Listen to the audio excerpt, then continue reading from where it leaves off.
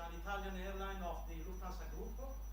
We are here in Jerez. The last time we were here was 2017. At that time, Fabio I was there at the time. was on the opposite side. He was a student, and we are here in Jerez because we are looking for pilots for our airline, and we are trying to convince pilots to try our selection process. That's why we are here today.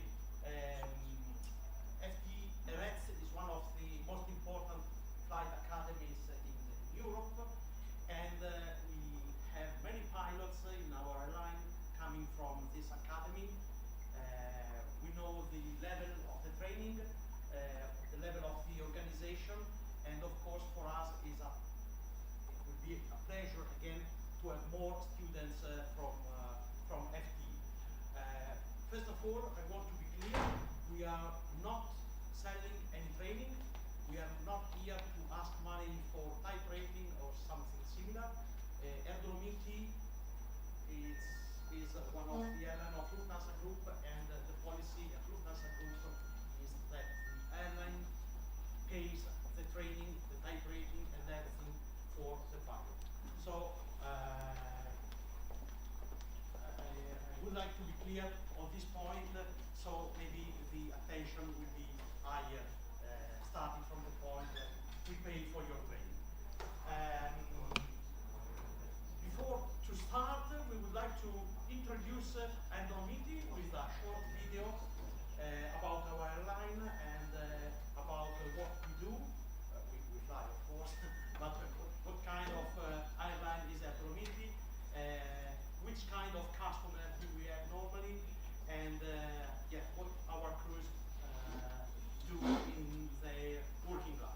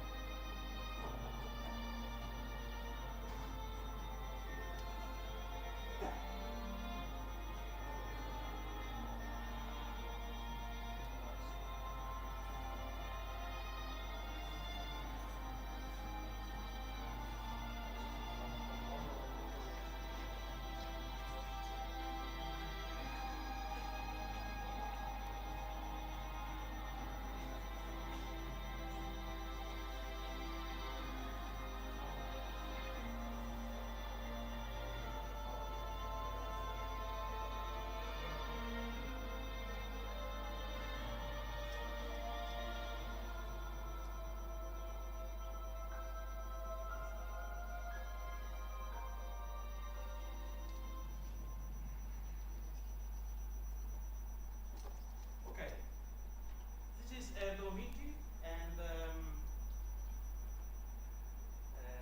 the video shows a little bit of our working life and the focus of Air Dolomiti. Air Dolomiti is a full-service airline. You know that there are two big families in the airline, the market, the full-service airlines such as Iberia, British Airways, Lufthansa, Air Dolomiti, which is more like a full-service airline, Scandinavian, etc. All the low-cost carriers such as EasyJet, Wing, Ryanair, Holiday, Wizz Air, etc. But we would like to introduce ourselves before starting the presentation. My name is Alessandro Zippo. I'm captain from Air Dolomiti. I'm 50. I live in Bologna, in northern Italy, and I work in Verona, which is our home base and headquarters. I am the chief pilot at Air Dolomiti, and I'm responsible for the pilot recruitment. So I usually visit schools, flight academies in Italy and Europe to explain to the students how our selection process works, and I try to answer to all the questions that the students normally ask me. With me, there is a colleague, Fabio. Yes, so I'm Fabio Bagnale. I'm 27. I joined Dolomiti in July 2018. I graduated from FTE in December 2017. I was a one-year student. I passed the selection in early 2018, and I've been helping Alessandro with the selection and recruitment of pilots since 2019. We had a brief pause during 2020-2021, but from September we've been doing this kind of presentation all around Europe and Italy. And today I will try to show you how the selection is held and what you could expect when you join the group. Okay. We start the presentation talking about Air Dolomiti. Is there somebody of you who doesn't know Air Dolomiti? Be honest. Okay, everybody knows Air Dolomiti. This is a good starting point. And Air Dolomiti is growing. We are increasing the number of aircraft in our fleet. So we need pilots. We need pilots at least for the next 2 years. We are planning to hire more or less 100, 110 pilots. So our plans for the recruitment is to do continuously selections during 2023 and 2024. So there is opportunities for you, for the students already graduated, and for the students already still in the training. Today we want to introduce Air Dolomiti, to explain our selection process, and to explain what we offer to our pilots after the selection process.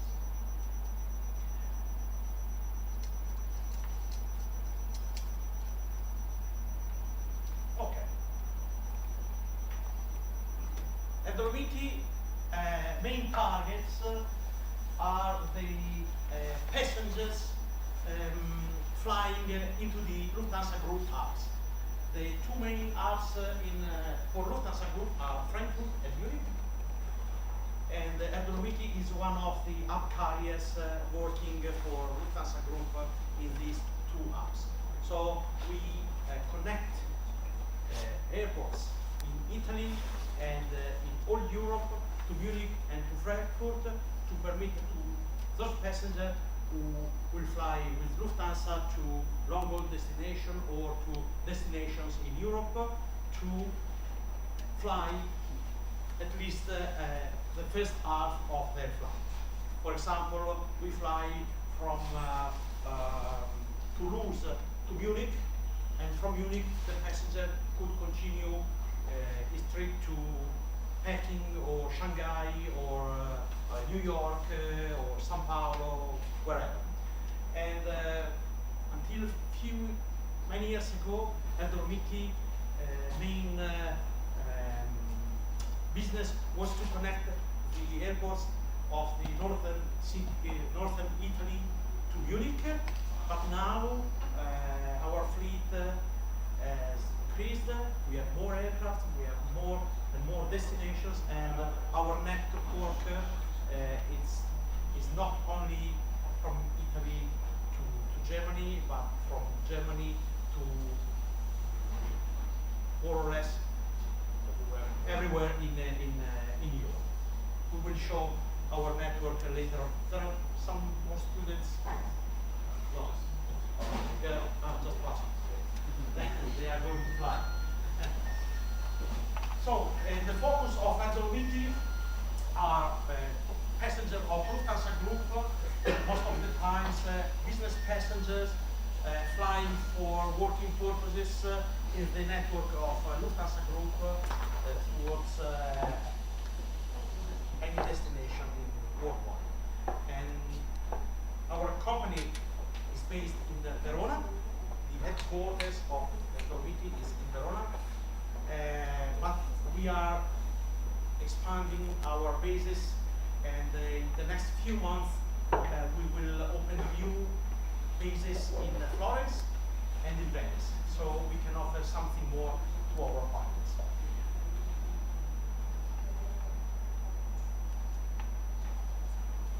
Just a quick story about Air Dolomiti.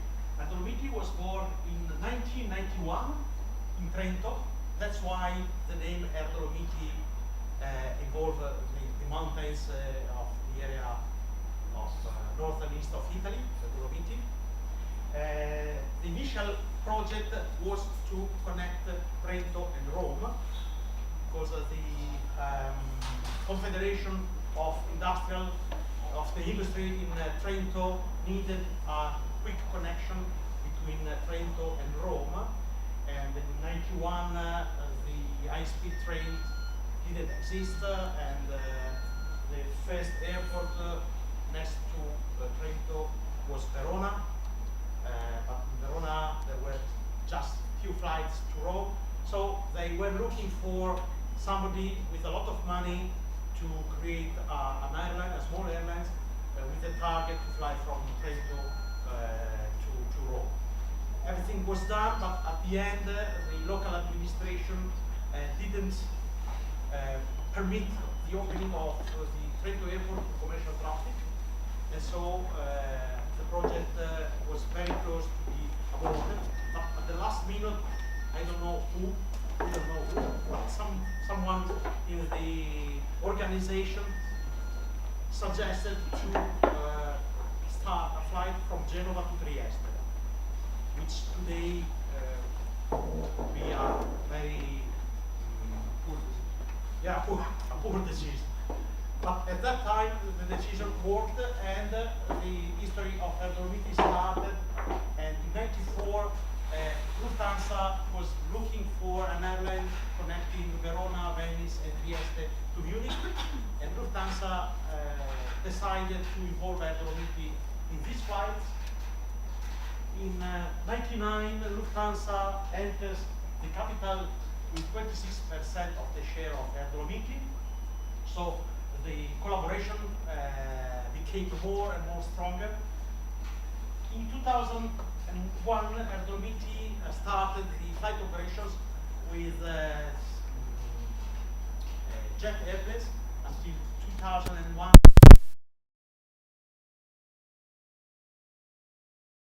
-8, the Bombardier, Boeing, Bombardier turboprop, and ATR. From 2001, we started the operations with jet, and in 2003, this was the important year because Lufthansa decided to acquire 100% of the capital share of Air Dolomiti, and from that point, Lufthansa became the real owner of Air Dolomiti, and all the decisions and management was done by Lufthansa. In 2021, Air Dolomiti celebrates 30 years, and now is one of the hub carrier for Lufthansa in Munich and France.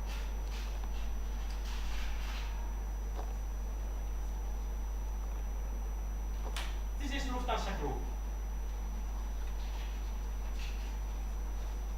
Do you know all the airlines of Lufthansa Group? Maybe one is not so well known. Edelweiss, do you know Edelweiss? Okay. Lufthansa Group is a group of airlines, and a group, it's an aviation industry. It's the biggest aviation company in Europe, and is the fourth in the world.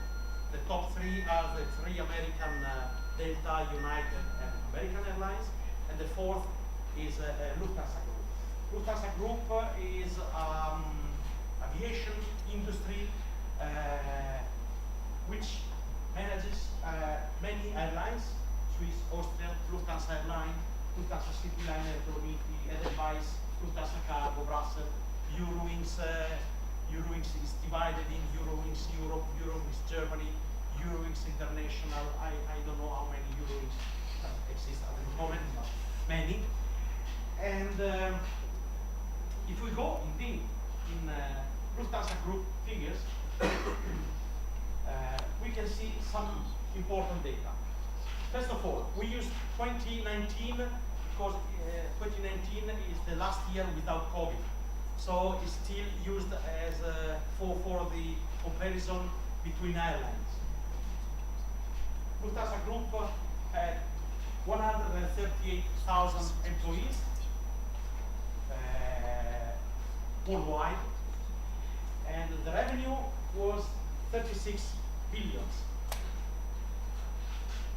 The net profit was 2 billion, and the passengers carried in 2019 were 145 million, and the fleet is made up of 763 airplanes plus 198 orders and 102 options.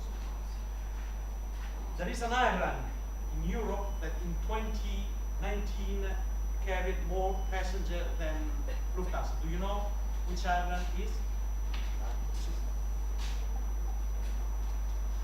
Try to imagine, quite easy.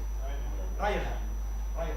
Ryanair in 2019 had more or less 148 million of passengers, so similar number to Lufthansa, but a little bit more.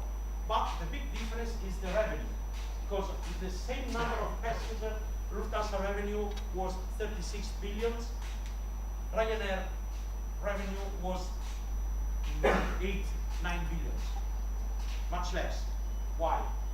Because Lufthansa Group, as I told you, is an aviation group, and Lufthansa had in the group also Lufthansa Technik.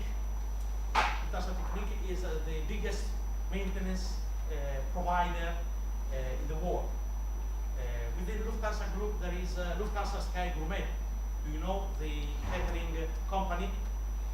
Lufthansa Sky Gourmet is the first provider of catering for airlines in the world. Lufthansa Systems. Lufthansa Systems is an IT company owned by Lufthansa, which is the most important provider of IT services for airlines in the world. So all these companies together create that revenue, which is very, very important. Lufthansa system, do you know the Lido charts? Do you know what chart do you use in the rest? Jepson? Yes. Jepson, okay. Most of the airlines use the Lido charts, which are made by Lufthansa System, which is a company of our Lufthansa group. Let's go in deep in Air Dolomiti. At the moment, Air Dolomiti has 17 Embraer 195. Very soon, the fleet will grow to 19 airplanes, and we will receive the first 2 Embraer 190s from Lufthansa CityLine. Lufthansa board, just before the pandemic, decided for a reorganization of the fleet, and in the decision, one of the decisions was that the entire Embraer fleet will be managed by Air Dolomiti. So Lufthansa CityLine is quitting the operations with the Embraer and maintaining the operations with the CRJ and the Airbus 319, and Air Dolomiti is growing from 17 to 26 Embraer by the end of 2024. At the moment, Air Dolomiti has more or less 800 employees, but the plan for the future is to have around 1,500 employees. Most of them will be flight crew and cabin crews. Our bases. At the moment, Verona is the only base and the headquarters of the company. In February, between February and March, we are discussing with our unions. We are opening new bases in Florence and in Venice, with crews divided in the three new. One is not new because it's Verona. In the new two bases, and the two key persons, Air Dolomiti, are the CEO, Stefan Albert. Stefan Albert is the former CEO at Lufthansa Cityline. He's a manager coming from Lufthansa World.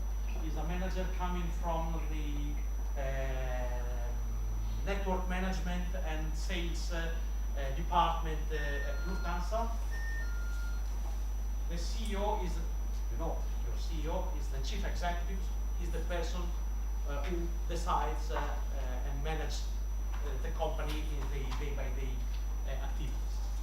While the president, with Jens Ritter at Air Dolomiti, the president is a representative of the shareholders. The only shareholders at Air Dolomiti is Lufthansa. Jens Ritter is the CEO at Lufthansa Airlines and is the president for Air Dolomiti. He's a pilot. He's a Airbus 320 captain. He doesn't fly very often, of course, because he's an important manager in the organization, but he's a pilot. And sometimes having pilots in the top management, it's an advantage for the pilots, because the top management could better understand some situations and some needs from the pilots and from the cockpit point of view.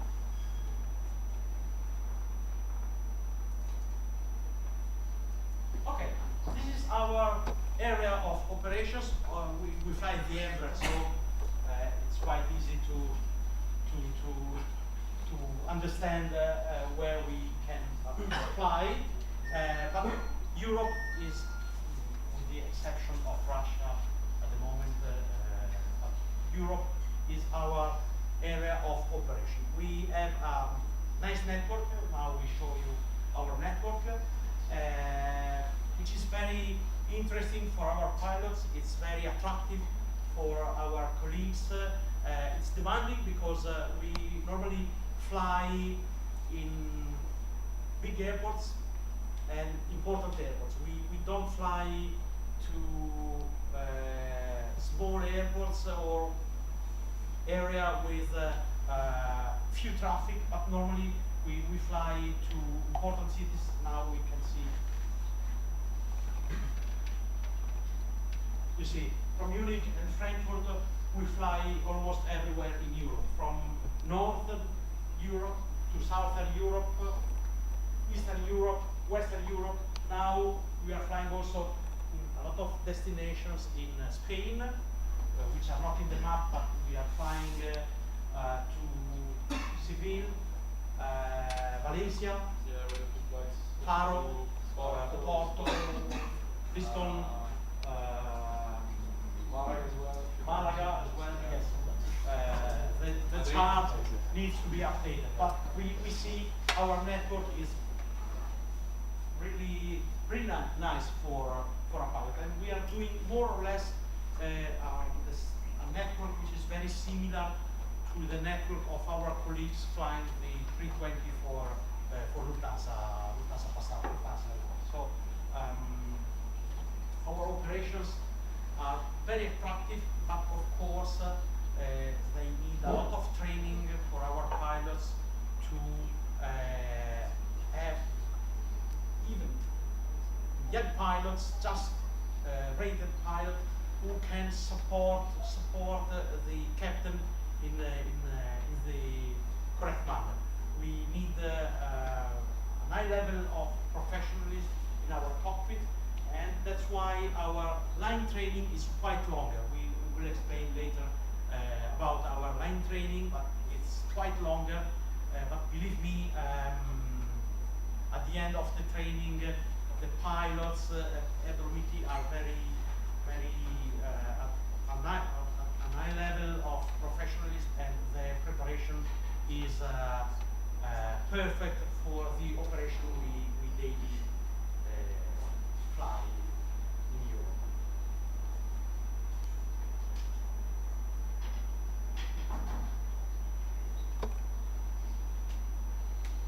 Okay, now we want to go more deeply inside our life as a pilot at Air Dolomiti, and we would like to show you this video. It's another video which was made without any special purpose by our colleague Jessica, that is one of the actors of the video. When we saw the video for the first time, we liked the video so much, and we asked to Jessica if we can use the video to show to the students of the academies which is the life of an Air Dolomiti pilot, and what we do when we are away from our home base. I'm in the video too. It was just a case, nothing important. My presence is not important in the video, but I'm sure you will enjoy the video because it represents perfectly the working life of our crews. We don't have a fixed roster like Ryanair, for example, 5 days on and 4 days off. We have the traditional rostering, so we leave our home base for 4 days. We stay away. We go to different cities for layovers. We sleep in hotels. We do a crew life for 3 or 4 days, depending on the how long the tour is. But it's a life that I like this life very much. To stay in layover, to visit different cities, to see different countries, to stay there for some hours in a day, it's something which is important for a pilot. At least most of the people who decided to try our careers decided to go in this way also because they are interested in knowing something other, some different cities, some different countries, some different cultures. So this is a part of the pilot life which I like very much, and which is, in my opinion, very important as part of our profession. Enjoy the video.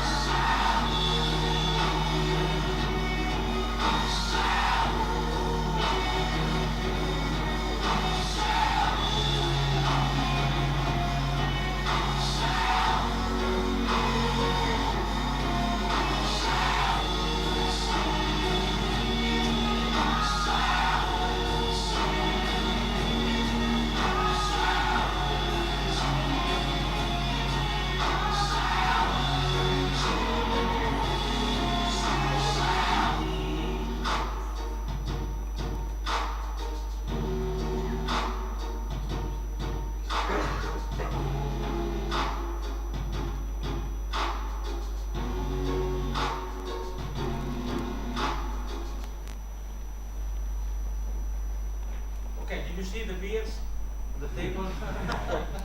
Yeah, that's typical drink in Germany. Yeah, of course. We have this tour was a 4 days trip, and the layovers were in Nizza, in Munich, and Geneva, in Switzerland. And yeah, this. I mean, layovers in the number of places where we stay will increase with the increase of the fleet. We had the chance to see places all over Europe during COVID as well, because we always continued to fly during COVID without stop. It's not just for a few days, but we were doing a flight today during the first month of the quarantine, and then we were flying quite a lot due to the fact that we had a smaller plane, which was efficient for the time. So we had the chance to fly to. We had a layover in Madrid. We had layovers in Amsterdam, in Heathrow, Manchester. Now we have we have layovers in Turin, Milan, Venice, Florence, Bologna. We stay in Nice. We stay in Geneva. We stay in Munich, Frankfurt. Yes. Marseille. We are staying in Cluj, in Romania. Yes. Timișoara, which is in Romania. We went to Belgrade.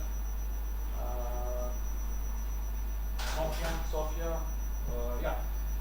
A lot of Everywhere. cities. We Now we're gonna don't probably- remember all of Yeah, all we're the gonna probably names. fly Warsaw, Prague, Prague, yes. Katowice, everywhere. I mean, we are not always flying to the capital cities, because we have layovers also in smaller towns, but mostly everywhere in Europe, not just Italy. So that's, and as Alessandro was saying, it's different from a typical low cost airline, because we fly the major airlines like Air France does, KLM does. So we have layovers. We leave for 2 up to 4 days, 5 days sometimes. And so you're traveling with your suitcase, you're visiting different places, you have the chance to visit the city where you stay. Usually you fly 4 days, mostly mornings or afternoons. So you have your afternoon off, your morning off at the place where you're staying. And we give the chance to everybody to commute as well. We have a lot of positioning flights at the beginning and the end of the shift. And you can ask the airline to have the flight from the city where you live. For example, live in Milan. So I'm based in Verona, but I was living in Verona. Now I'm living in Milan, and I asked the airline if I can start from Milan, and they send me the ticket. For example, now tomorrow we are flying back to Milan. At least for me, it is flying back to Bologna. And on Thursday, I'm gonna start my 3 days trip, and I'm gonna start from Milan. So that's something I asked, and they gave me the chance, which is not always the case for airlines. Usually you pay for your commute. In this case, the airline helps you, gives you the chance to have tickets for commuting, which is useful for people. We have a colleague who is now living in Warsaw. There was a guy who commutes with Gothenburg in Copenhagen, because they have relatives there. People traveling from southern Italy, from Rome as well, Florence. A lot of people from everywhere. Milan. Yeah, because you're not only commuting with us, you can commute with Lufthansa, which flies to almost everywhere, even Jerez. There was a flight to Jerez. So you can basically commute from everywhere. You're not asked to move to the city where you are based in. You just need to be there when you are required. That's why, and that's due to the fact that we are a bit untypical, because we have bases in Italy, but most of the flights are operated from Germany. So we spend a few days in Germany. That's it. And I want to stress the fact that we are part of Lufthansa as a group, which after the period we had in the last 2 years proved to be something really important, because financially and it's a really solid group. It's the biggest in Europe, and they are really investing in us. As we were saying, they are giving us 9 new planes, and probably maybe in the future something else, but we will see. And so being part of Lufthansa gives us the chance to fly their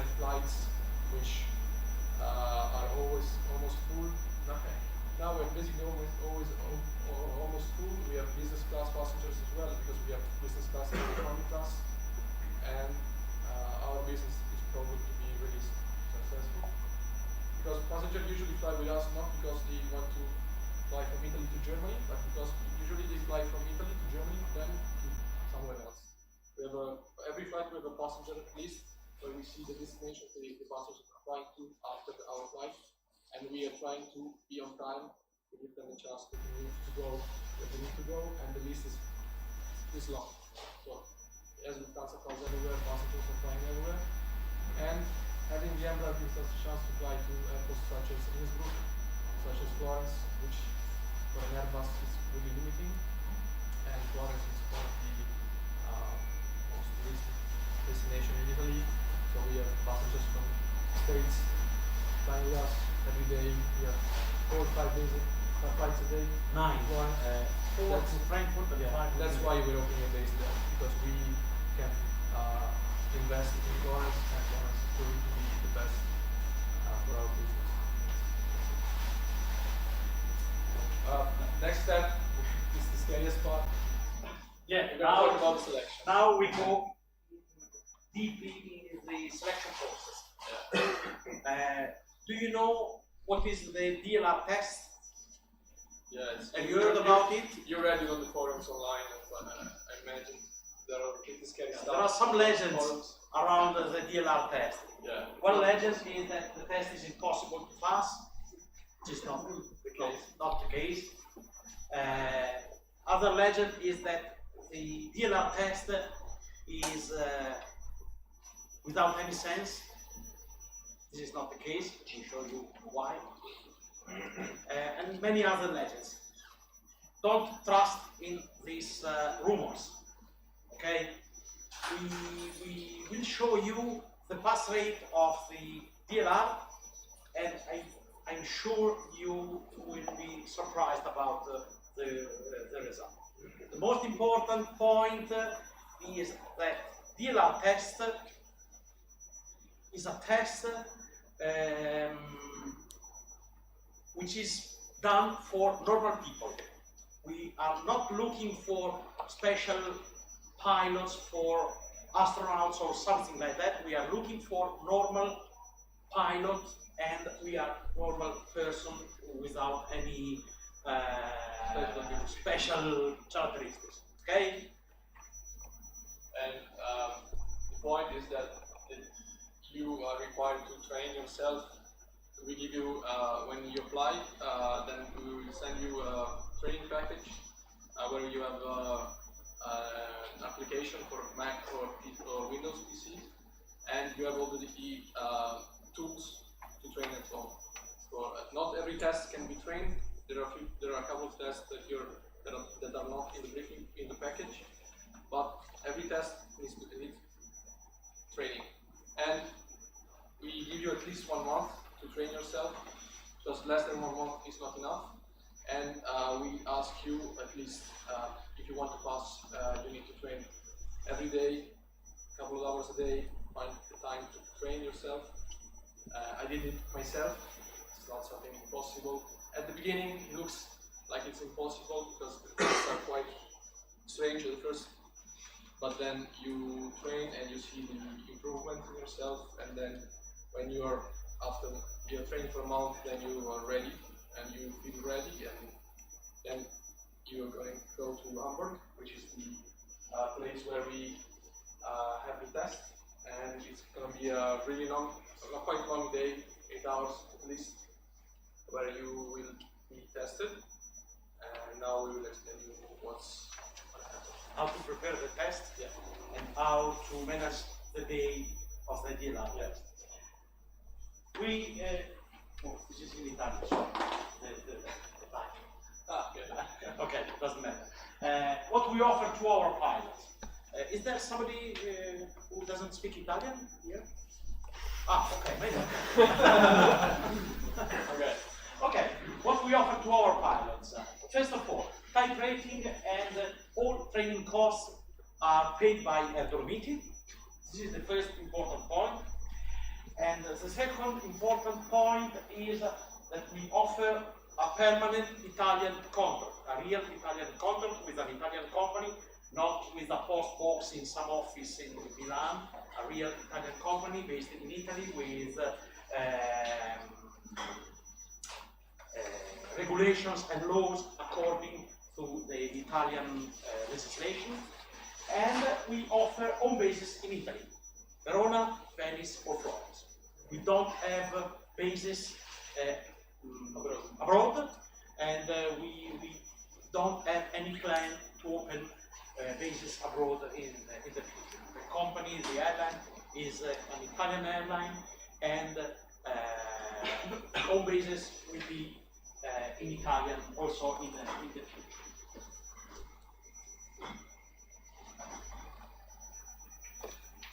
Why we do the selection process? Because selection process is an insurance for the future. If an airline implements a good selection process, the airline won't have any interruption of the production in the future, because the pilot most probably won't have any failure in the training, won't have any failure in the simulator checks every 6 months, won't have any failure in the upgrading to the captain position. At the moment, we have pass rate, a type rating, and line training, which is 100%. So we don't have any failure. We had just one failure in the last period concerning an upgrading to captain position. But since we started with the selection process organized in this way, the failure of the training were very few cases. And one of the pillars of an airline is safety, reliability, and reputation. And selection process helps a lot these points: reliability, reputation, and safety. Try to imagine that an airline is a company which needs to make money. At the end of the story, an airline must make money for the shareholders. Okay. Sometimes pilots think that the airline is something like a Disney World for pilots. This is not the case. It's nice to be a pilot. It's nice to fly for an airline, but the company must make money for the shareholders. So to make money, the company needs to avoid any interruptions in the production. And a correct selection process is one of the pillars on which this idea is based. Okay, our selection. 3 steps. Please, Fabio. Okay, so it's going to be a 3-step selection. It's not held in 3 consecutive days. It's going to be in 3 separate days. It usually takes 4 weeks to complete all the selection process. First day, it's going to be the DLR test, which is going to be held in Hamburg. We are working to have the DLR test held also in Milan, but it's going to be probably in the future. At the moment, it's in Hamburg. In the next future. In the next future, yeah, January, February, probably, yeah. But so you will be required to travel to Hamburg on your expenses, and I suggest you, as I did at the time, to fly there at least the night before, not on the day of the test. You're going to start the test at 8 a.m., so it's going to be quite impossible to be there on time if you fly in the morning. I suggest you also to go there the day before, because you need to be rested. The test is going to be quite a long day, as I said before, 8 hours. You're going to be anxious, you're going to be stressed, you're going to be under pressure.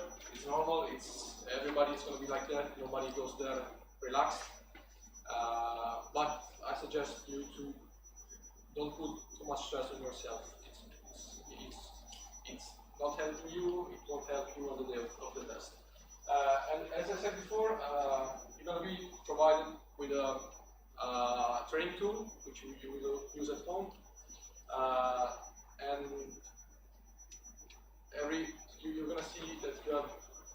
different tests. I have some point. So the first one is the PPT, which is a dog position test, which is spatial visualization. Yeah, it's going to be on the next. Yeah. Okay. Yeah. Phase 2. And the phase 2 of the selection process is the psycho-optimal assessment, which is held in Verona. And the last day of assessment is going to be the simulator assessment, which is held in different locations depending on the simulator availability. Yeah, from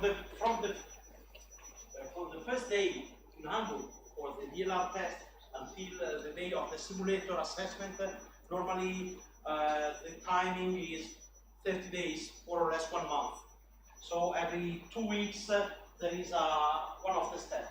First step, after 2 weeks, the second step, and after 2 weeks more. So if you pass the DLR test, you're gonna receive a phone call by our company telling you dates of the second assessment. If you fail, you're gonna probably receive an email telling you that you didn't successfully pass the test. You can for the DLR test, you can retry at least 1 year after your failure. In the second phase, sadly, if you don't pass, there is no chance at the moment to retake the test, or rather at least. And also for the simulator, it's only in a few cases that we had a second assessment, but usually if you don't pass, it's no go for us. So the DLR, as I said before, it's going to be based on a few characteristics. You're going to be assessed on the mental calculation abilities, ATPL knowledge, which is one of the tests that you won't be provided with training tool at home, because we think that all of you know the ATPL knowledge and you have the level of knowledge that you require. Then you're going to be assessed on your memory, acoustical and visual, concentration and vigilance, English knowledge. And in this case, you will have a tool to train at home, but I think that coming from FTE, you will have a really good level of English, so it won't be any problem for you. Then you will be assessed on your personality. So it's a number of questions on your personality, and they will be able to identify your personality characteristics, and they will be able to be in the range that DLR requires. Then you will be assessed on spatial orientation, psychomotor abilities, and multitasking. The multitasking test is the test you won't be able to train at home, but it's made like that. You won't have it in your application, and it's based on the fact that we want to see how you learn by seeing something for the first time at the test. It's going to be, you will be in front of the screen, like you see in the picture, with a joystick, and you will be required to fly an aircraft with only a few instruments, and it will be like flying a plane in turbulence. You will be required to maintain speed, altitude, bank angle if you are in turn, and at the same time you will have also other tasks to complete while you're flying the plane. It's going to be strange because the plane won't react like a normal plane. The joystick will be sluggish. You will need to adapt to the way the plane is responding to your inputs, but it's made like that. Don't be worried. The only fact is that while you will train at home, you will probably be in your room alone without anybody around you.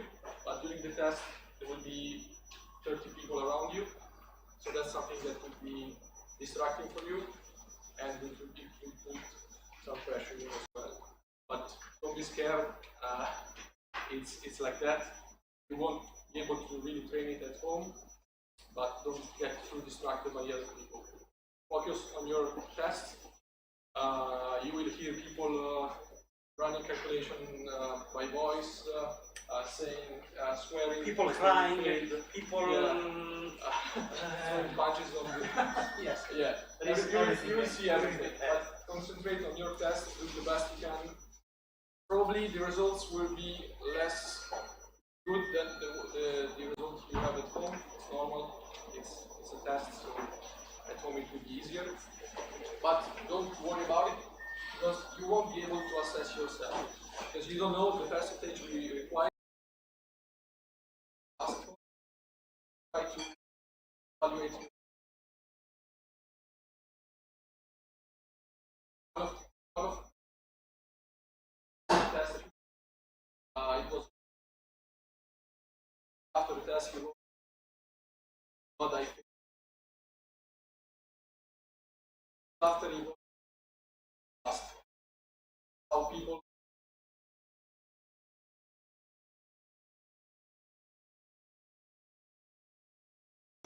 and most of the time, at least as you would see, at least 50% of you will pass. It's the average. Sometimes it's less, sometimes it's more. But if you train, bear with me, I think you will be successful. When you start training at your home, in the package you will receive from our partner at SIA, there are some explanations, and one of the most important explanations is that training the DLR test is like playing some instrument. At the beginning, you can't reach any good level, but trying and training for days and days, your results will improve, and at the end of a month, At least 6 weeks, depending on how much time time you have to train, your performance will improve, and you won't believe in how much your performance has improved. At the beginning, everybody feels stupid because the result is 3%, 5%, 7%. Is very low. So don't be scared by that. Yeah, and don't do the mistake to decide to quit the training and to choose another company for this. Continue your training, be patient, and in 1 or 2 weeks you start to see the improvement and the results, and they getting better and better as the days pass. Yeah, I mean it's worth it. I want to stress the fact that Air Dolomiti pays for your training. It's not the case for any airline in Europe. A lot of airlines will require you to pay for the training or to pay for the training while you're flying. They won't give you a permanent contract at the beginning. They will send you probably in Eastern Europe, places like that, far from home. And so if you really don't have the money, or if you really want to spend the money for something else, which is the case, I suggest you to train and try. You won't have, I hope you will have a lot of occasions to try airline assessments, but if you succeed at your first one, like I did, it's better for you. You will have much more security, you will know what your future will be like, and so I hope, even if you fail, all the guys I know, a few of them failed, a few of them joined the company, a few of them failed, everybody got a job, most of them will come with FTE, so don't worry about it. If you fail, you're not less good than other people, you're just not the right fit for our airline, you will be the right fit for other airlines. And at the moment, the market is opening again, so I hope everybody will find a job. I will see you probably around. Like I met this guy I was telling you before, I met him before during my training. He was looking for a flight school. Then I met him a few years later, he was flying. So don't worry about it, everybody will find a job. Also the students who graduated, I was talking with one of one of the colleagues from the administrative office, and she was telling me that few students are worried because maybe they didn't fly for a few years because they graduated during COVID. But don't worry about it. We don't look for how many years you stop flying, because I had people who stopped flying for 5 years, and then they did the selection with us and they started flying as an airline pilot. So don't worry about it. We're not looking for people who just graduated. We're looking for everybody. So that's something I would like to tell you. Yeah, and just to understand, better understand the aim of the DLR test. You see, these are 9 because there is English knowledge, but there are the 8 basic skills for a pilot: mental calculation, the knowledge, the memory, concentration and vigilance, personality, spatial orientation, psychomotor and multitasking. These are the 8 basic skills studied by NASA, EASA, Flight Safety Foundation, DLR, and many other international bodies who studied the skills to prepare a pilot. And the DLR test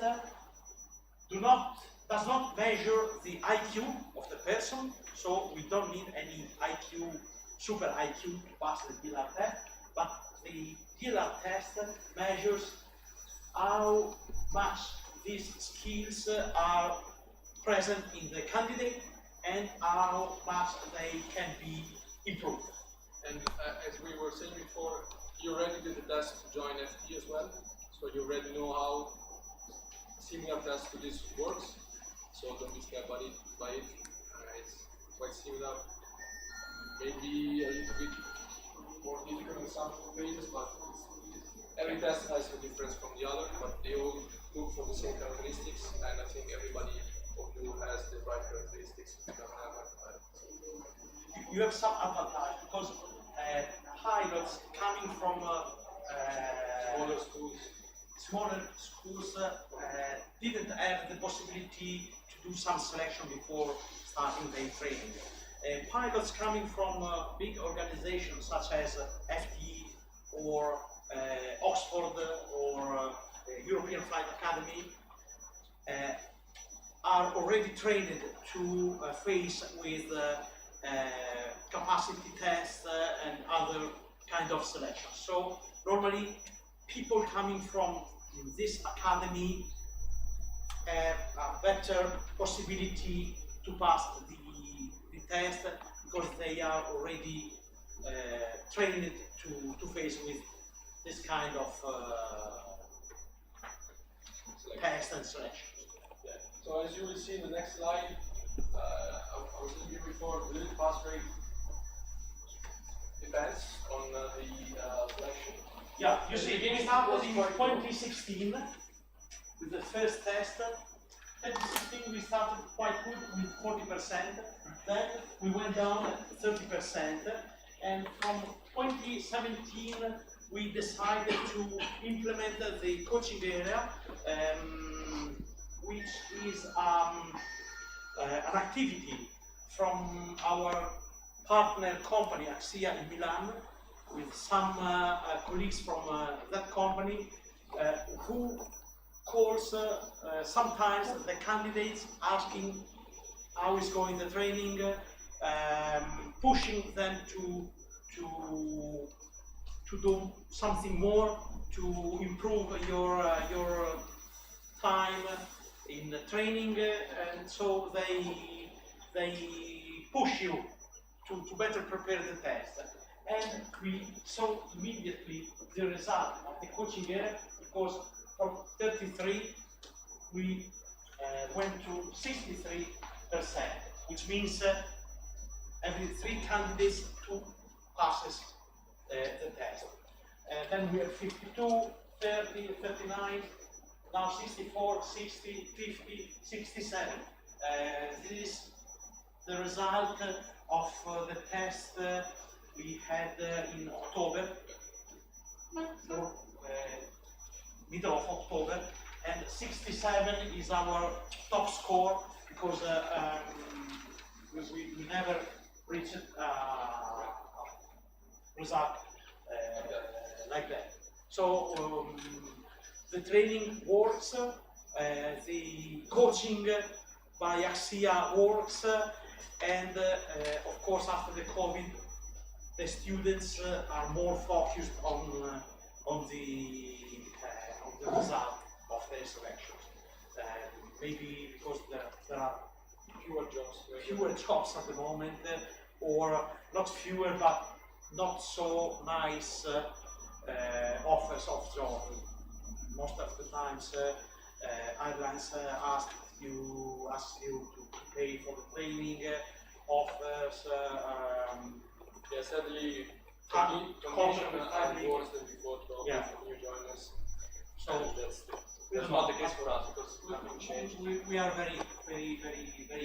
We are actually going to have a pay rise from next year, and we are working for a new labor contract, so conditions will improve for sure. Even more. Yeah. So don't worry about your contract. It's going to be improved, and it's already really good. So It's already one of the contract at top level in Italy, of course, and also in Europe.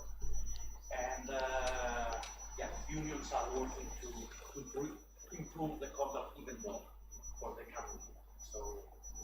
So, as I said before, then you will receive a call or an email telling you if you passed. If you passed, you're going to be asked to come to Verona for the second phase of the assessment.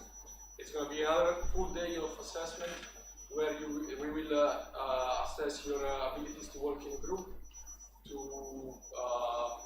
will have a few other tests, not similar to the DLR, but close. So logic, memory, and reasoning. You will. Yeah. So just a big difference between DLR and CORO. CORO is knowledge, organization, relations, and objectives. For DLR, the training and the preparation is paramount. For CORO, There is no need for. it's the opposite. Don't prepare anything. Be yourself. Yeah. Yes, because actually you will be assessed by a group of people who are prepared to. They are working as assessors, so they know how to identify if people are impersonating somebody else. So just be yourself. Try to work as good as you can with other people, but I think it won't be a problem for you. So you will have a group exercise. You will be required to do a business case, which will just be part of the group exercise. So the aim is not business case you will prepare, but how you work with people, how you work with the guys that will be there with you. And as an airline pilot, you will be required to work with other people, at least 5, because we are 5 in our crew. And you will be flying with the captain, you will fly maybe 5 days with the same captain, and so you will be required to work well with other people, which is the base of CRM. And so we need to assess how you work with people, what's your behavior, if you're able to express your needs, to be assertive, and yeah, which is really important. I saw it on myself while working the last 4.5 years. Maybe the most difficult part of our job is working with people we don't know, people older than us, people who have problems at home, who are stressed, who have slept not so well the night before, and you will need to be as good as you can, because safety depends on how you work with others. And even if now they will try to fly commercial planes with just one pilot, but I don't think it's going to be the case for a few years. But you will need to fly with other people, and it's the most difficult part. Flying the plane is the easiest part. Working with people can be difficult. So we need to assess it. Then you will have a few tests, like I said before, on still mathematics, logic, mental reasoning, stuff like that, and an interview with two interviews actually. One with so during the test you will have a few questions, more than a few, like 40, where you will need to answer, writing your answer, and these questions will be used then by the assessor, the people doing the assessment, and they will ask personal questions. So they will ask you why you want to become a pilot. They will ask you questions on your interests, on your hobbies, which is really important because actually most of the time pilots tend to talk only about planes and stuff like that. but you don't need to do that. Actually, try to be the most normal person. Try to speak about your interests, like what you do as a sport, maybe what you like to do. Maybe you play the piano. Maybe you like to go out with your friends at night. Talk about your interests. Try to be a interesting person that we will like to work with, and you will be and try to be yourself, as I said before. Don't try to say things that are not true, because they know how to spot when you're saying things that are not true. They do it as a job, so they don't really know how to do it. And I actually really enjoyed that day when I did it, because, as I said, I tried to be relaxed. I knew few of the guys who were in the room with me, and I had the feeling of the people who were not really doing well, because they were maybe putting too much effort, being not natural, and you could really understand who was not really themselves. So just be yourself, and I think it won't be a problem. Then, if you sadly don't pass, as I said before, you won't be able to retake the test. But don't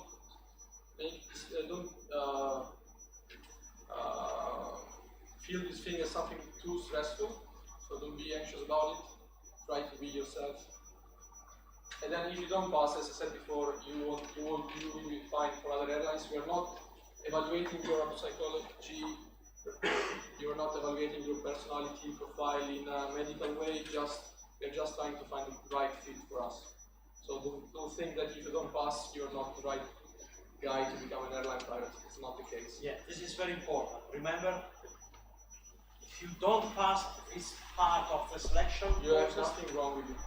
This doesn't mean you are not able to join another airline. We are looking for pilot with some characteristics we need, and maybe a pilot can pass this step, but can pass with success other selections for other airlines. So don't think you can't find a job because you failed one step in one selection. Yeah, it's not the case. For example, we had students who failed the assessment for EasyJet here, and then they passed the selection with us. We have students who failed the selection with Ryanair, and they passed the selection with us. So that's an example of how things work. Pilots who failed the selection with us and now are flying with even better airlines. Yeah. So don't worry about it. And then if you are in this day, in the Coro, there is nothing concerning the technical knowledge. Okay, technical knowledge is only in the VLR test. So you won't be asked a question about planes, about how the hydraulic system works, how an electrical system, nothing like that. Just about yourself. Yeah. So if you pass, then you will be called by the company, and you will be asked to be free on the day of the simulator assessment, which for you it will be held on a 737 NG, probably a full flight simulator or something like that. Yes, we are holding the assessment at the moment in Milan on 737, which is probably, I think, when you will be doing your MCC on or similar, and you will be required to fly.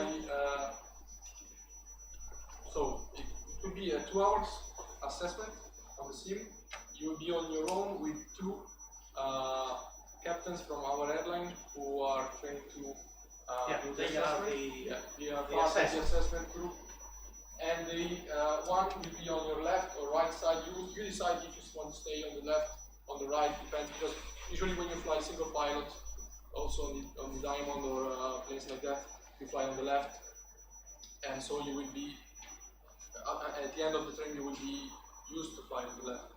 And myself, I did it on the left seat, but somebody decides to fly on the right seat.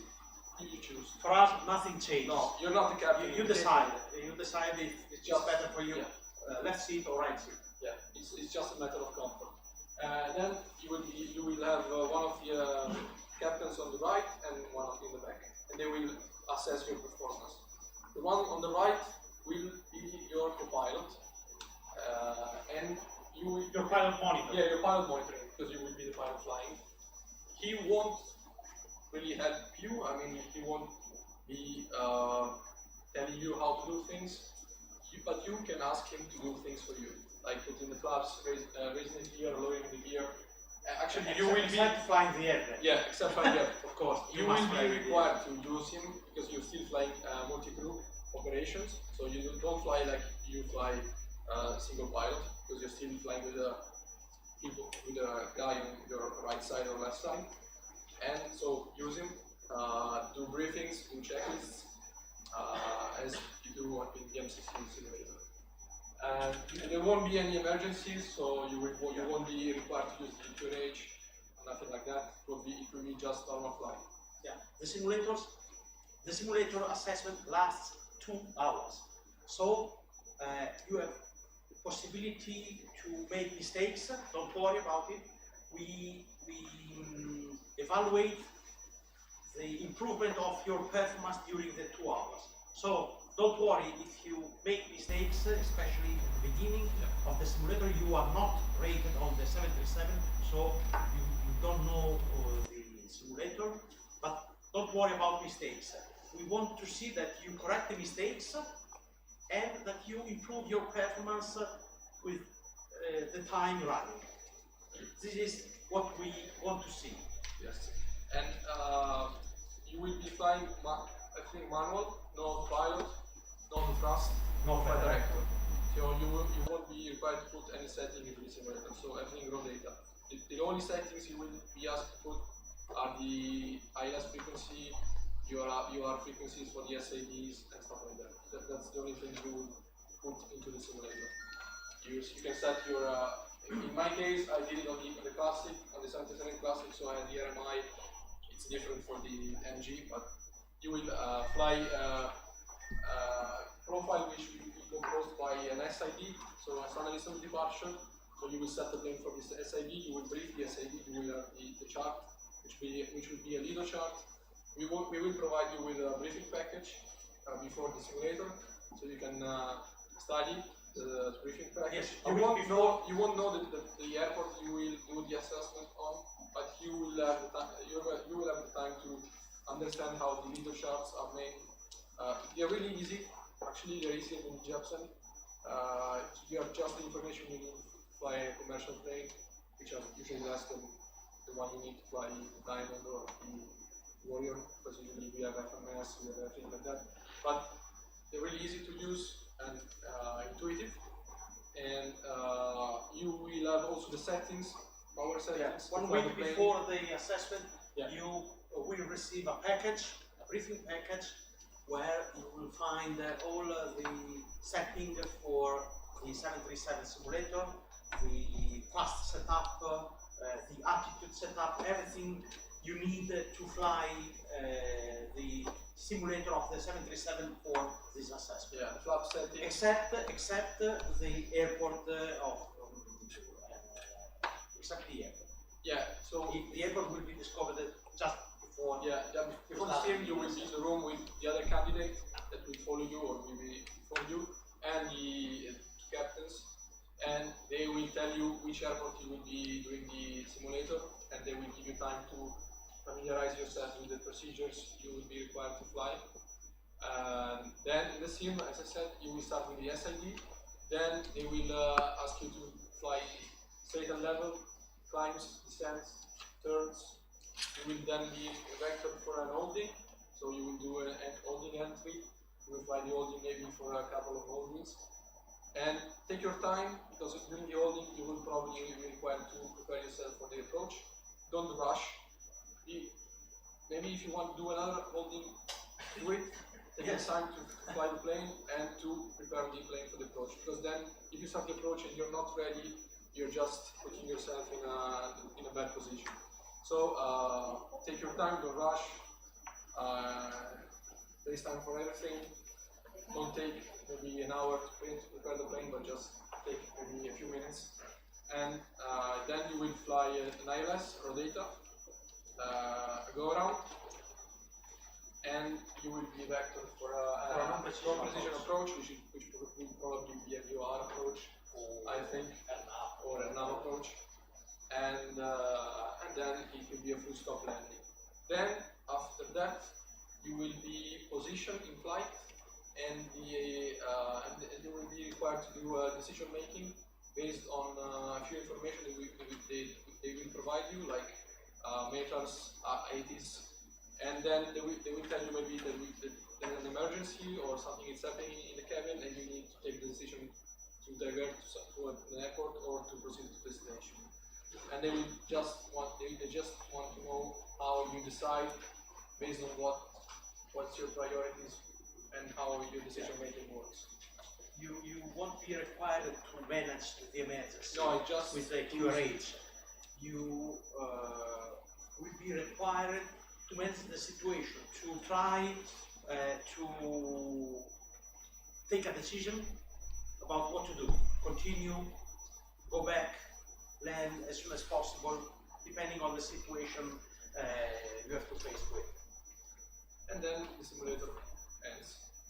And maybe a few days after you will be called, like I was in line at the doctor's that morning, and I received a phone call from Verona and was quite happy to answer. And they told me in a few months you will have your type rating. I was really happy. Then you will do your type rating probably in the ground school will be in Vienna, where the Lufthansa aviation training is based. You will do your ground course there, you will stay in a hotel paid by Dolomiti, you will just need to pay for your food, basically. And the hotel is close to the training center. Usually the type rating is made of 8-10 pilots. Type rating? Yeah. Normally 8, sometimes 10, sometimes 6, but normally 8. So 4 crews. And it will be 1 month and a half long, 3 weeks of ground school and 3 weeks of simulator. The simulators can be in Vienna or Frankfurt, where we have the Emirates simulator, so just these 2 locations for the moment. Yeah, the ground school takes a little bit longer than normal because it's 3 weeks, which is quite long training for a type rating. At the end of the 3 weeks, your knowledge will be really strong, and your knowledge about the airplane will be consolidated. So the first week actually is CBT, so you will do a CBT in your rooms, but you will be already in Vienna. But there is also an instructor with you from Lufthansa Aviation Training, and every day the instructor is available to train you about the systems on a procedure trainer we have in Vienna. So this helps to better understand how the different systems work and how to manage the systems of. So you won't be on your own. Nobody has failed our type rating. Nobody fails the line training. So don't worry about it. Be professional. Put your effort in it, but don't worry too much about it. I mean, it's part of the process to become an airline pilot. Simulators. Yeah. We have 14 simulators sessions. The minimum requirement is 10, but we prefer to extend the training until 14 sessions to give the opportunity to the students to better understand and better know how the airplane works. So So 14 simulators plus the skill test. You will fly in the simulator 3 or 4 days, then you have 1 or 2 days off, then other 3 days, 1 day off. So you have time to rest, time to understand, time to study, time to visit Vienna, or which is much better than Frankfurt, but also Frankfurt is nice. Vienna is better, but you have time to get to know your colleagues.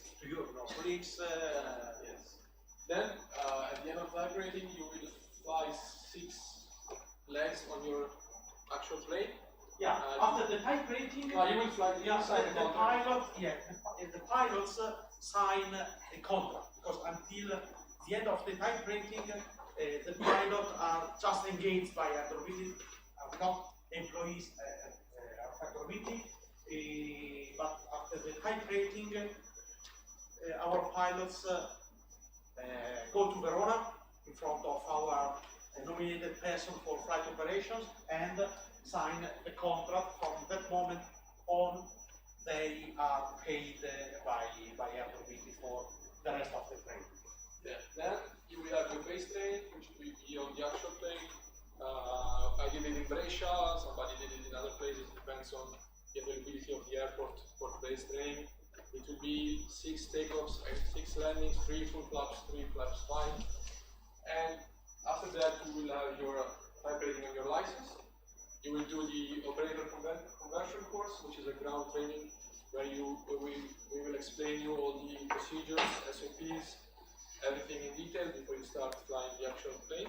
Yeah, the operator conversion course is in Verona. Yes. Normally it lasts 1 month, and you study standard operational procedures, operations manual, crew regulations, performance, security, safety, CRM, etc. We will explain you how everything works and how the daily operations run. Then you will start the line training. At the moment, it's still for a few days. Yeah, for for the next few few days, we are changing the duration of our line training. It's going to be around 120. Not around 120. It's going to be 120 legs. It was more before, but it's a bit longer than the average. But we want to see how you work. We want to be sure you are performing really well before you are on your own with a normal captain, and that's why it takes 120 legs. And everything will be fine. You will be asked to perform really well, but I'm sure everybody will. And the night training is a little bit longer than normal, because in our operations, the first day you might be flying from Frankfurt to Amsterdam, which is quite difficult for piloting training. So we want to be sure that at the end of the training, every pilot at Air Dolomiti can fly with all captains in the airline, supporting the captain like the senior first officer. And so the line training is a bit longer, but believe me, it's still at the moment very important. The average age of captains is still quite high, because most of them joined the company really at the beginning of their career, so at least 15 to 20 years ago. And so you will fly with people really experienced on the plane, who have a long history in the airline. But at the moment, pilots who joined the airline in 2017, so a year before me, and pilots who joined the company in 2018, in January, February 2018, are starting their training to upgrade to captain. So in 5 years, they, with COVID included, they are starting their training to become captains. Maybe it's going to be one guy starting the upgrading who is 26. Yes. 26. One of the guys starting in January, he was from FTE as well. He was an integrated student here, and he's starting in January. So yeah, he left in 2018.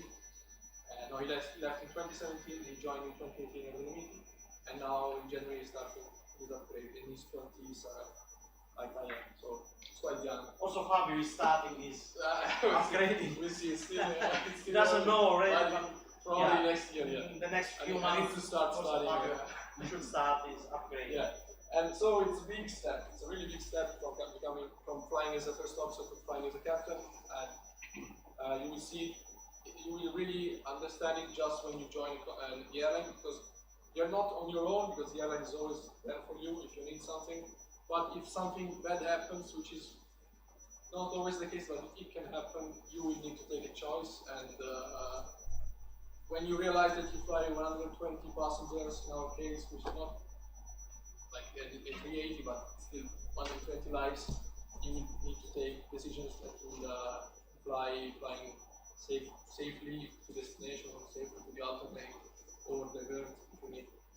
And things can happen, and the training you will be provided will make you feel confident that you will be able to deal with everything. I dealt with an emergency myself, and thankfully the training is so well done that we were able to do everything as the procedure requires us, and that's really important when you fly people. And then the nice things, we will talk also about the salary. So actually the salary is really good. We don't fly a lot of hours per month, because we usually fly shorter legs, legs between northern Italy to Germany are quite short, but then we fly also longer flights. But the salary has a really good base salary. So even if you don't fly 1 hour because maybe you were sick all month, you will get, Or in vacation or something like that, you will receive at least 2,800, 2,900, even 3,000, depends on your seniority, net salary. And then if you fly, average is around 4,000 at least for the first officers. Depends, because in summer you will earn more, as we have a bonus for some summer flying activity. So in summer you will get also to 5,000, depending on how many duty hours you will be flying for. Because actually our salary is not based on flying hours, but we pay not in block hours. Yeah, not but block in duty hours. Duty hours. So even when you we show don't up care on the plane and on how many block hours we fly. We really don't care.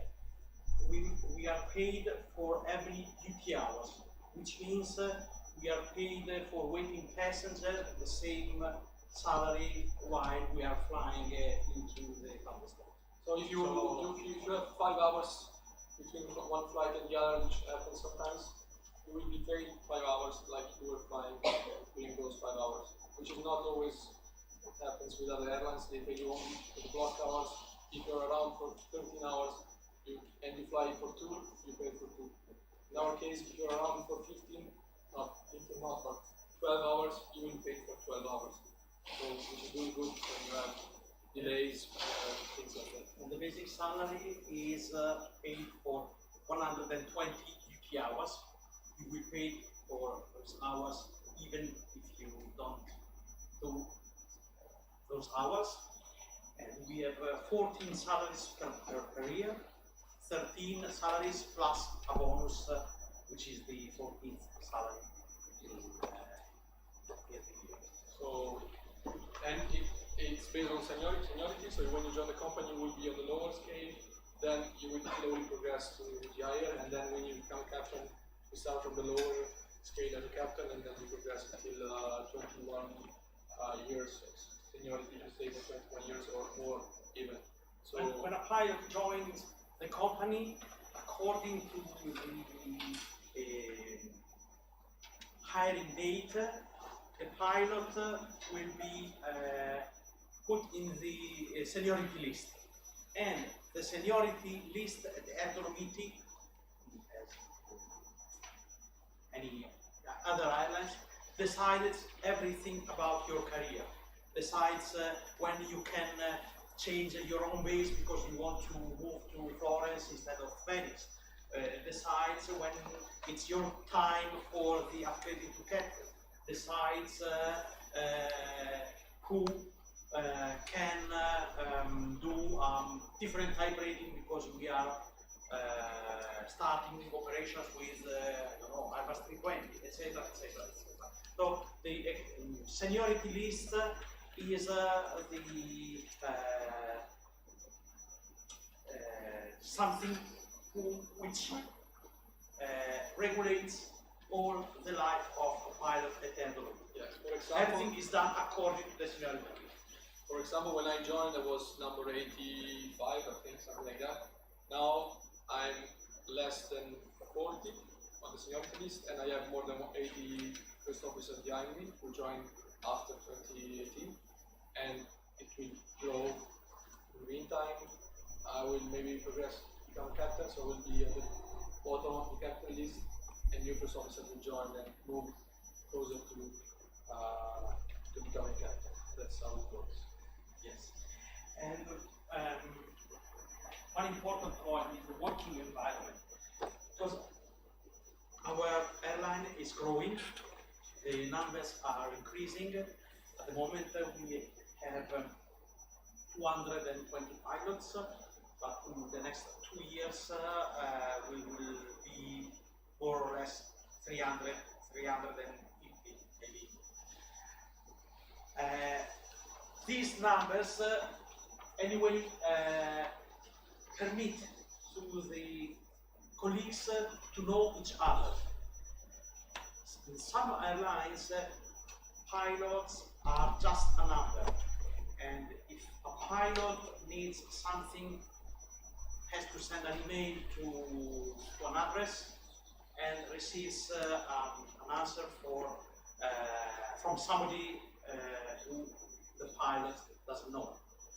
Air Dolomiti, there are people in the offices.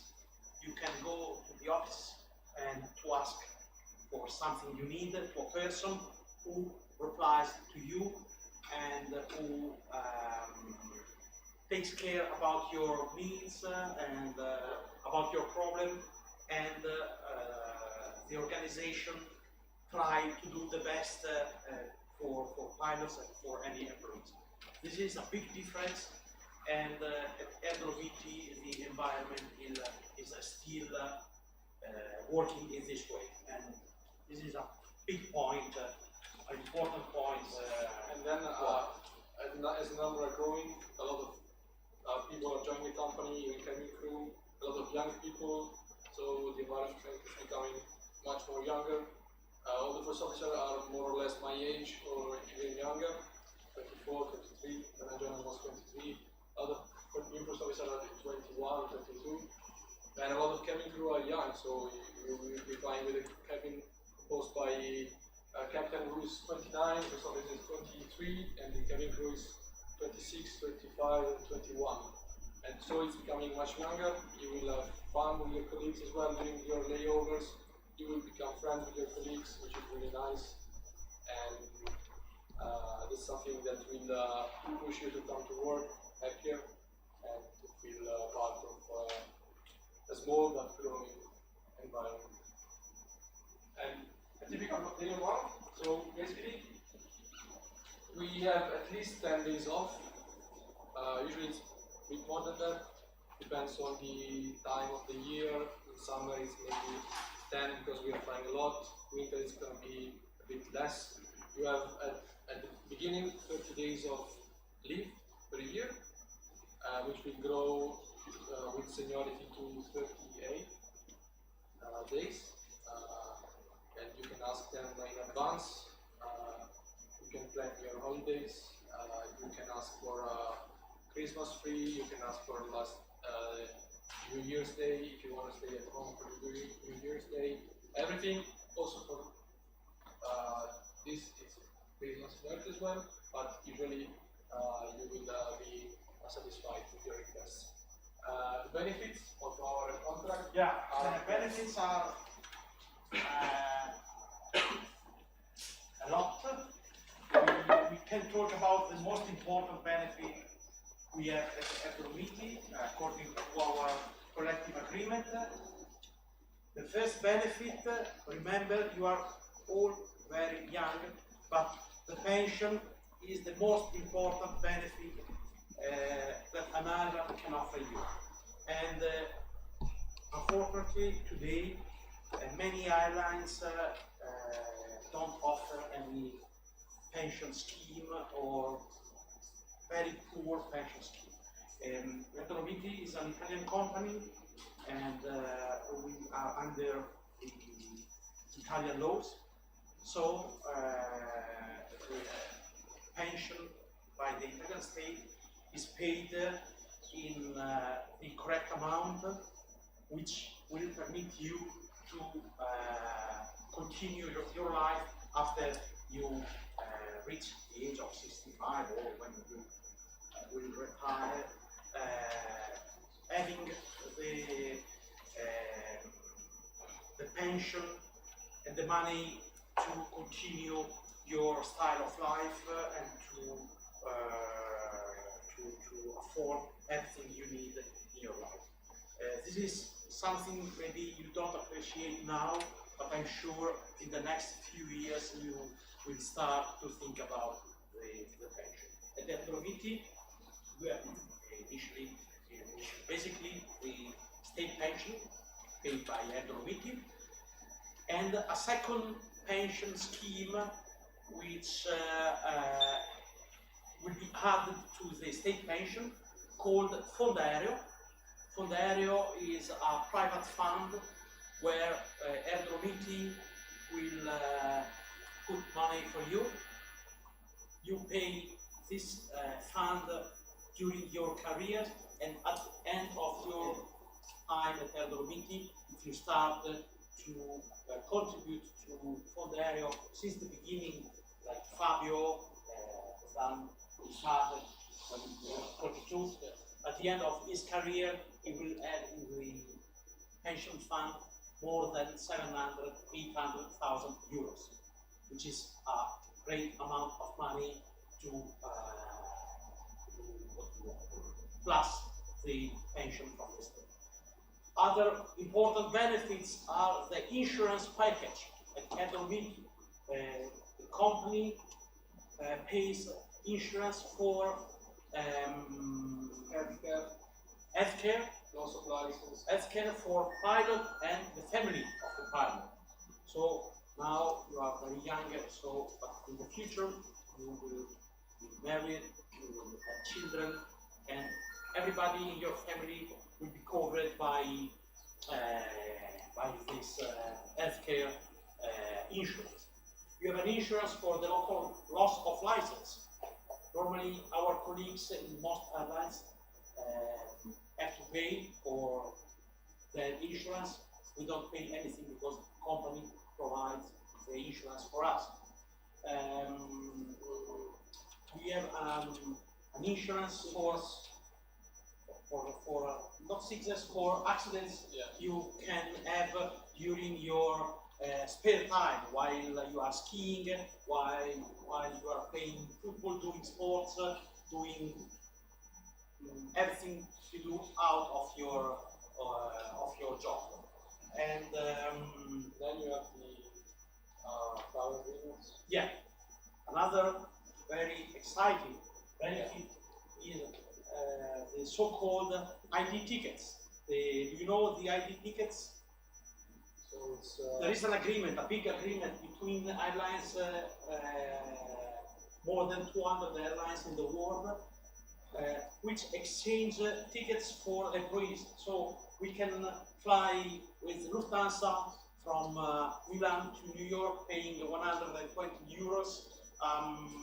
Colleagues from Lufthansa can fly to Tokyo with Air France, paying 160 euros.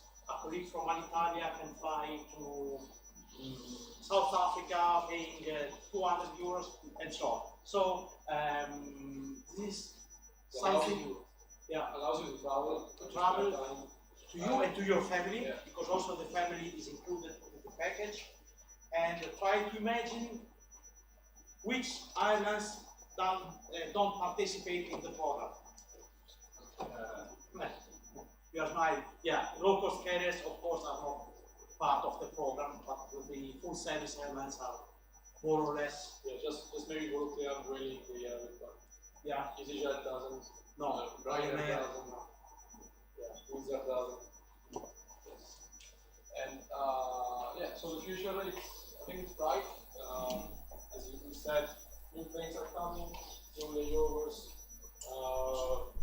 and so I hope everybody will apply. If you don't know Italian, try to study Italian, try to get to a good level of Italian. You will be assessed during the assessment, and we need to know that you know how to speak Italian, at least because in the cockpit we usually speak in Italian with the captains. Not every captain speaks a really fluent English, let's say like that. And so yeah, for safety reasons we ask for an Italian level. Every national carrier asks for their national language, so that's the case for us as well. Lufthansa asks for German, Iberia asks for Spanish, and KLM asks for Dutch, if anybody speaks Dutch. And Air France asks for French, so that's the same for us. We had 2 colleagues who left and then went to Air France, they were Italian, and so doesn't mean that foreign people can join. They speak French. They spoke French, and so they lived in but yeah, they were foreign, and so that's the case. We can hire foreign people. We have a German captain, we have foreign colleagues who spoke Italian, who learned Italian, who were born in Italy. So if you put your effort, I think you can make well, you can do well. Hopefully in the next few months you will be at our assessment. Yeah, how to apply? Very easy. Is there somebody who has already applied for Air Dolomiti? Okay, Roberto. And okay, but if you decide to apply, and we hope that most of you decide to apply for our selection process, after you send the application on our website at dolomiti.it, please refer to your career department, to AIBA, that you have applied for Air Dolomiti. So your career department can send us an email with the names of the students from FTE who applied for Air Dolomiti, and we give you the opportunity to do the selection process as soon as possible. We have a fast track for some academies, and FTE is one of those. So as soon as you have done the application, inform your career department and they will inform us. So we can arrange the selections for you in very short time. Short enough to prepare the DLR, of course. Okay? And do you have any questions? Any cost of buying the DLR? So we ask for a deposit. No cost. No, there's no cost. No, we don't take any money, but we ask just for a deposit. But that's because we have few no-shows in the past, and as soon as you come to the test, you will have your money back. Yeah. But The deposit is 200 euros. Yeah. Just to reduce the number of no-show. Yes. That were quite a lot in the past. Now we ask 200 euros to the applicant, and we give back the money as soon as the applicant goes to Hamburg for the test, independently of the outcome of the test, of course. We don't care about the result of that. We give back the money to all the candidates who go to the test. Yeah, we know that sadly there are companies who ask money even for No. Even for online tests, but it's not our case. No. We don't ask for money. You will just need to pay for your travel expenses to come to the test, but it's worth it. Yeah, but starting from January, I don't know January, but February, March, the test will be in Milan instead of Hamburg, which is much better for Italians. It's easier for Italian guys to reach Milan than Hamburg. Yeah, DLR, which is a German space, it's the German space agency, is opening an aerospace center in Milan just to do the DLR test for pilots joining Italian Airlines who requires the DLR. At the moment, only at Dolomiti. So, speaking Italian is a requirement, but is any part in the selection process done in Italian as well? yes, Yeah, the second day. day of assessment is all in Italian. The assessment of the personality is all in Italian, so it's important to be fluent in Italian because otherwise you can't show to the assessor who you are and how you, your relations are with the other person. So you said you need to meet 100 pilots between 2023 and 2024. Yes. We have more specific targets during that time, just big numbers. You mean how many pilots per month? Yeah, more or less of per Uh, quarter. No, No. no. But we have type ratings every month, starting from February.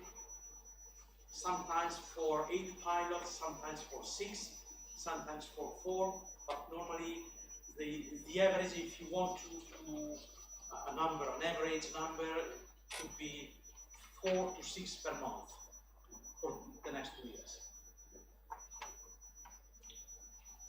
You talked about the roster before.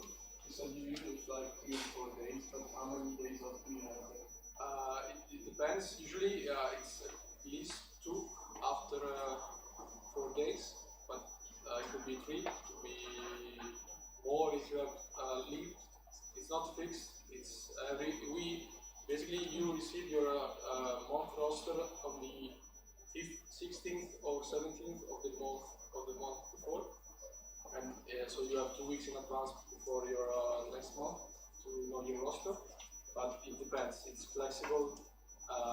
Yeah, usually we don't fly more than 5 days in a row, and after 5 days you have at least 20 days off by contract.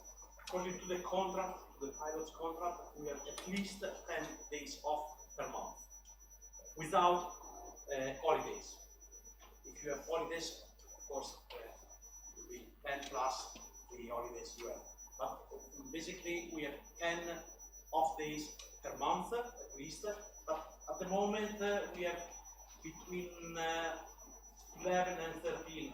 Sometimes 12, sometimes 11, sometimes Depends on the 13. activity, on how many days Yeah. standbys you have as well. Because standbys are included in the Starting 20 days. from March, April, I think we will have 10, not more, because we are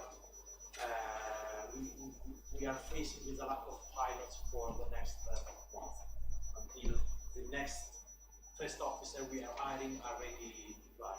But normally, after 2024, if you ask me what's the normal rate of days off is, I can say that normally we fly 16 days per month, and we don't fly 14 days per month.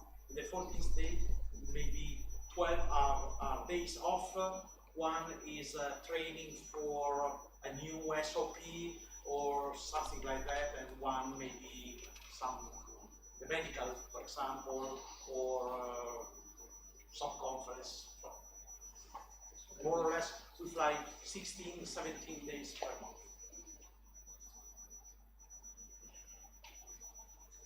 And you can see how many Italians, but as a representative of the group, they can share a bit of like what's going on within the group, and maybe recruitment for the future for Belgium. Okay. You mean for the other airlines of the group? Yes. I mean, we don't have the numbers because we are actually more into the Dolomiti side of the recruitment. But I expect every airline in the group will need pilots.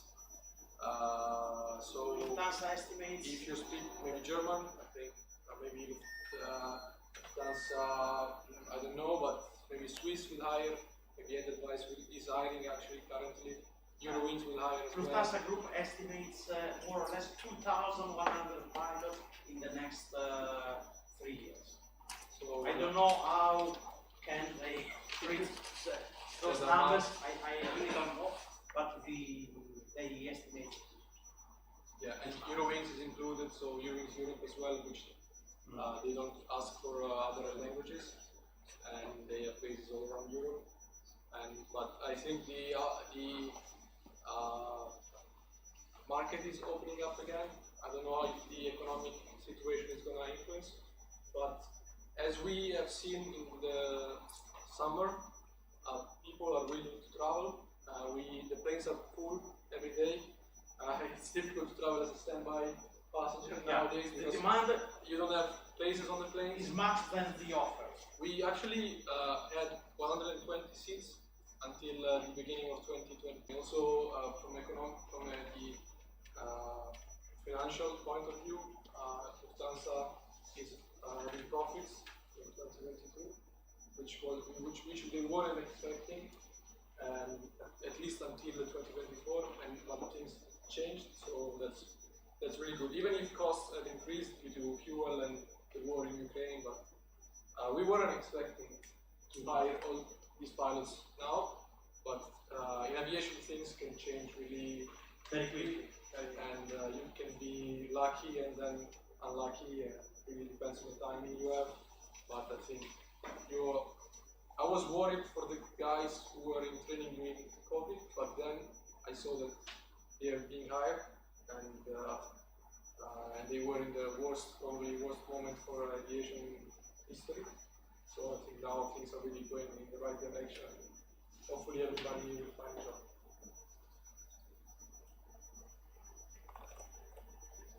Do you know what the recruitment is like for all the candidates? Uh, Is it the same sort of thing? The recruitment is quite similar to us, and it's more or less the same. The DLR is the same. Maybe there are slight differences, but they have also a psychological assessment and a simulator as well. But usually Lufthansa hires cadets. Okay. You mean Lufthansa Airlines? Yeah. Okay. Lufthansa Airlines hires only MPL pilots.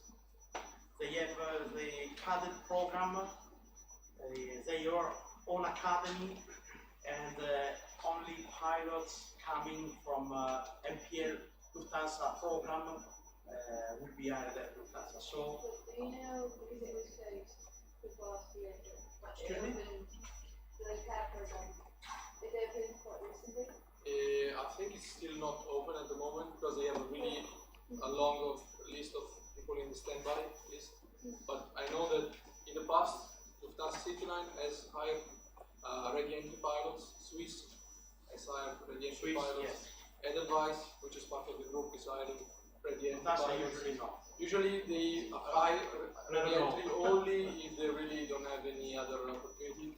But that's because it's always been like that. Usually people in Lufthansa join when they are young and stay until they retire because it's probably one of the best to start and to be in, like people from Air France or British or places like that. So that's but maybe in the future if things go really, really well, they could start hiring again from the outside, but I don't know actually.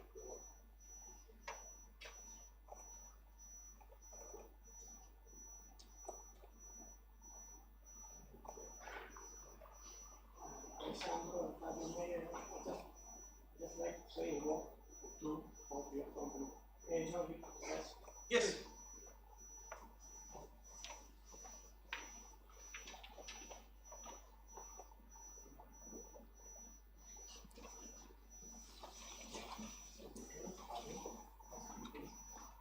Okay, good afternoon, few ladies and gentlemen. Let me introduce you who I am. My name is Luciano Buglia, I'm Italian retired, and I just like to say that after retiring, 40 years of flight, I discovered that I became captain in 1991, and every same year of having me this time playing first flight. After retiring in 2014, I became a flight inspector for the Italian DCCA. You know what a flight inspector do?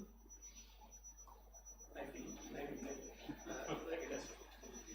The flight inspector is like a silent ghost that sits between the pilot in the cockpit and behind the check pilot, the simulator. The flight inspector is one well-experienced captain who is in charge to check if the operation manual or the stuff that contains the pilot is linked to the auto law. You have to be checked and stand. After that, 3, 4, 5 times a year, a pilot like me goes during the normal line.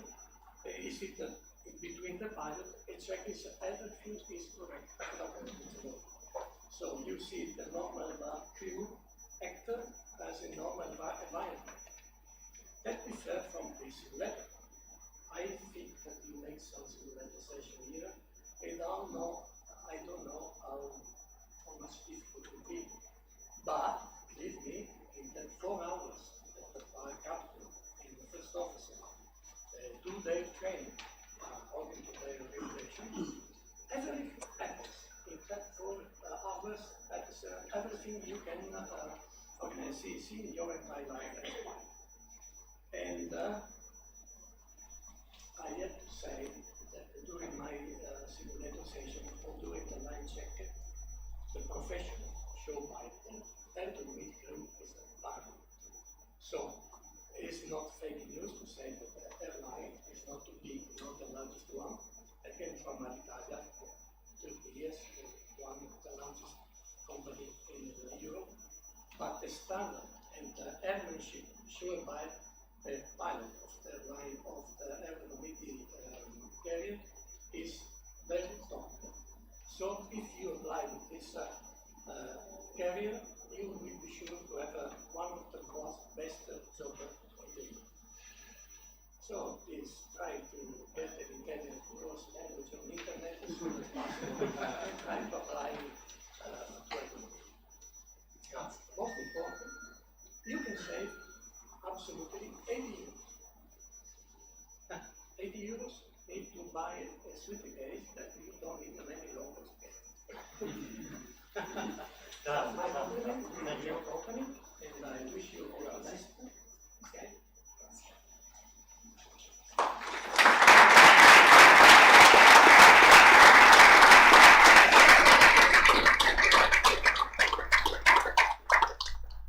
Okay, we close our presentation with the third video for today.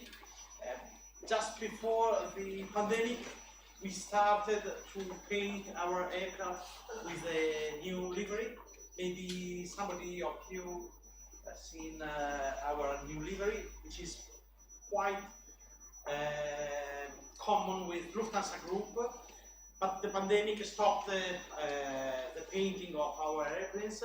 Now, after the pandemic, after the crisis, we are starting again to paint the rest of the fleet with a new livery, and we have a video concerning our new dress, just before to say goodbye.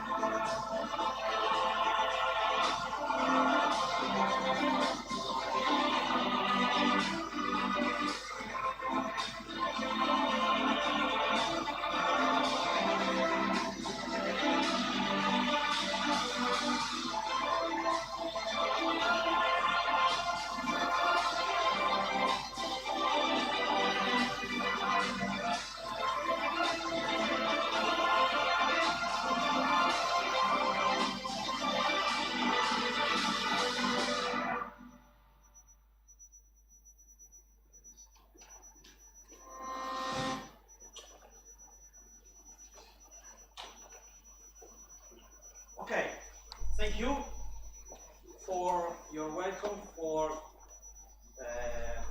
your attention, for your questions, and we really hope to have many of you in our selections very soon and in our cockpits too very soon. So good luck for your careers, good luck for your next assessment, and for everything. Thank you. Thank you.